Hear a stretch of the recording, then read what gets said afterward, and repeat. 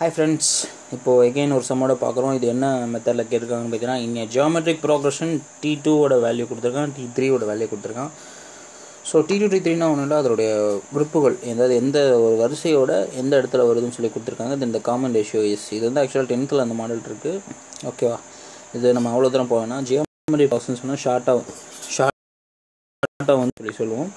So ஜிபியை ஜிபிங்கிற அந்த progression பொறுத்த வரைக்கும், பெருக்குத்தொடர் வரிசையை பொறுத்த வரைக்கும் நமக்கு காமன் ரேஷியோ வேணும்னா, அதாவது அடுத்த உறுப்பு பை முன்னாடி இருக்க உறுப்பு டிவைடட் பைன்னு போடணும். அதாவது என்னென்னா 1/5 டிவைடட் பை 3/5.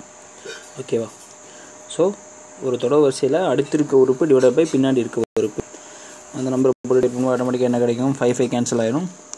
ஸோ என்ன வரும், ஆட்டோமேட்டிக்காக 1/3 அப்படிங்கிறது ஆன்சர். அவ்வளோதான், வேறு ஒன்றும் இல்லை. ஓகே, இது சிம்பிள் மாடல் தான். அதை பற்றி டீட்டெயிலாக இதில் பார்க்க வேணால் நம்ம வேறு வேணால் பார்த்துக்கலாம். ஓகே, பாய்.